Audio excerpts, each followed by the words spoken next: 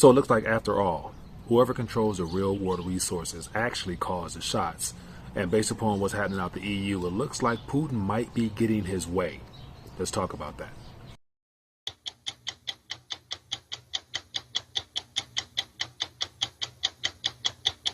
Okay, so I want to take a quick minute, share some thoughts. Came across an interesting article that I thought highlights more of the de-dollarization process and how ultimately, it's not necessarily the biggest military or the person who talks the loudest and biggest and baddest, but it actually boils down to the person or nations that actually have what the world needs in the form of energy, agricultural goods, and things of that nature that will probably end up having the last say so. So, interesting article that I came across today talking about how the EU, as of today, they're looking to propose some new guidance on how to work around or the attempt to remove Russia from the financial structure so that they can still allow energy into some EU countries. And it has to do with providing a new frame of guidance that allows them to ultimately bypass their own sanctions in a sense. And so for those who might not have been covering this, I've tried to document step by step all along. So as you guys can see right here on the screen, I put up a visual aid a couple weeks ago, ultimately speaking, when April 1st hit. That's the time frame that Putin made his request, basically saying that, hey, as of April 1st, moving forward, we're going to have to rethink these contracts and begin dealing with the ruble. And since that time occurred, the ruble has gone on a tear, ultimately being the strongest currency out of the 31 or so trading pairs of fiat currencies. And it's ultimately parallel, in a sense, with the world dominance, for so to say, with the USD. And so that definitely creates somewhat of a fiat conundrum in the fact that at the same time most fiat currencies are ultimately racing to debasement. There's still demand for rubles, just because in order to transact with Russia, you're going to need some rubles. And of course, that's causing problems within their own country. But then again, it gives people an option outside the USD, even though it's the preferred method of reserve storage as well as international trade.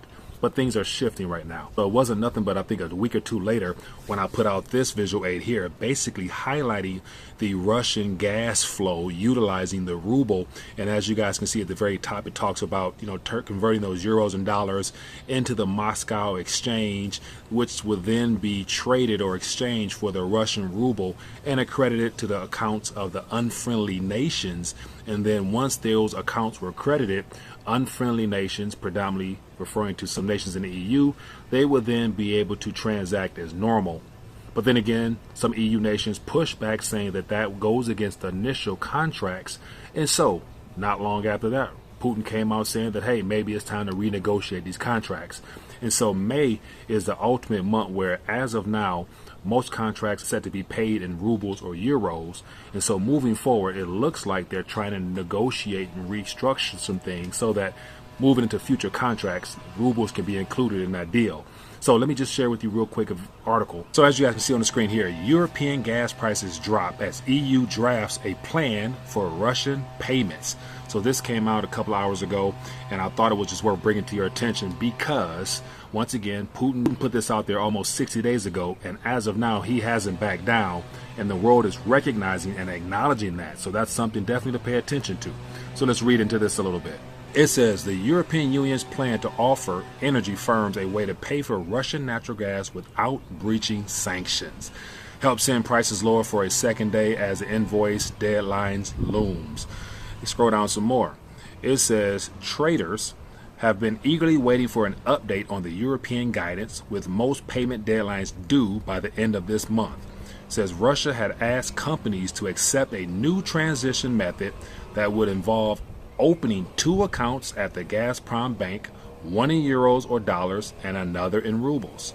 Then it says here, EU drafts plan for buying Russian gas without breaking sanctions. So ultimately, the goal is to figure out a workaround from the U.S.-led sanctions that were been imposed upon Russia by trying to remove them from the SWIFT system and all the other financial mechanisms. But then again, the EU is caught in the middle of this because they are heavily dependent upon Russian energy. And so I knew at some point they would have to break or give into what Putin wants. And it looks like by them trying to make a workaround sanctions to make it look as if they're not violating sanctions, while at the same time sending funds to Russia lets us know that this is all some type of farce in the first place. But then again, everything we're being taught and told is all one big illusion at the end of the day, because there's a lot more to this story than we're not being told. As you guys can see there, sweet and simple. European countries were waiting on forward guidance. The guidance is being put forward. Now we'll wait for more of the details. But ultimately, as I mentioned when I started this off, whoever has the real world goods ultimately will make the final decisions, despite all of the huffing and puffing by the big bad wolf on the west side, which happens to be the country I'm in now. But anyway, wanted to take a quick minute, share with you what's happening behind the scenes. No matter what, energy runs the world. In order to get energy, you're going to have to pay in rubles, despite what the West might want us to believe. The ruble is definitely a major part of this multipolar world that they're trying to create, or that's already been created. And now, be patient. I'm still waiting on some type of major disruption in the global monetary system, give or take all this China-Taiwan situation.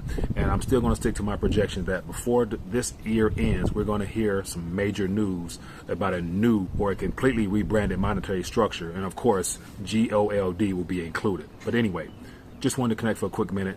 Share your thoughts down below. Where did I miss it? What can I add to it? If you found value in this, hit the thumbs up button, subscribe, and definitely I'm going to try to plug in more on these quick art takes to just let my voice be heard.